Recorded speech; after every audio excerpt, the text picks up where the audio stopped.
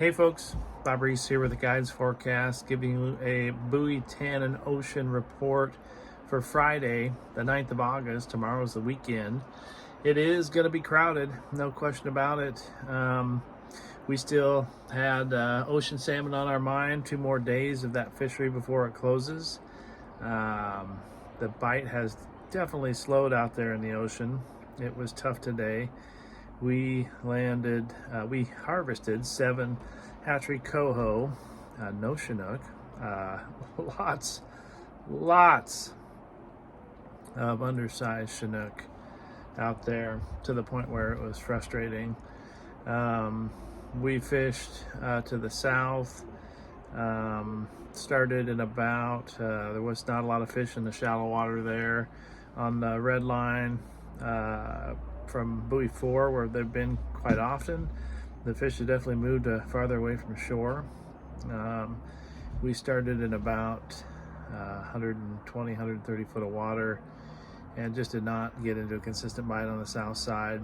Had to struggle for 5 over on that side for a good long effort, and then managed a couple of additional coho, hatchery coho, and other places that I fished, including the green line, buoy 7. I pulled in there on the last part, outgoing tide.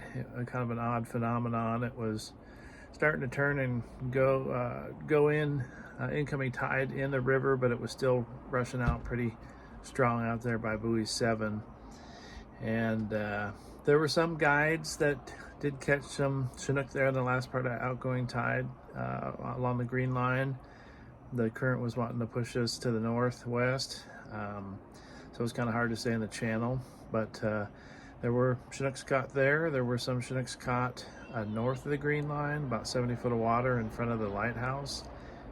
Temperature to the south had dropped with that strong northwest wind we had, dropped down to about 53, 54 degrees, and it was slightly warmer to the north. So, Chinook for me were hard to find, with the exception of the tons and tons of undersize that we had to handle. Thankfully, I've got a technique with the Association Northwest Steelheaders had produced some dowels with a cup holder, like a teacup holder on the end of it, and it's a very effective way to let go undersized salmon and wild coho as well. So easy to handle, but man, it was problematic. So river fishing was definitely tougher today than it was yesterday. There were fish caught on the first part of the outgoing over on the Washington side, and the first part of the incoming on the Washington side. We did probably about an hour of hover fishing in front of Hammond, and the tide just isn't strong enough to be beaming with a lot of confidence. We're coming into a waning tide series, so the tide exchanges will be softer as we progress into the weekend and into next week, so which are really my favorite tides for Chinook here. So did hear some rumors last night of some Chinook above the bridge in Blind Channel at high tide. As I mentioned in last night's report, we did not find those fish.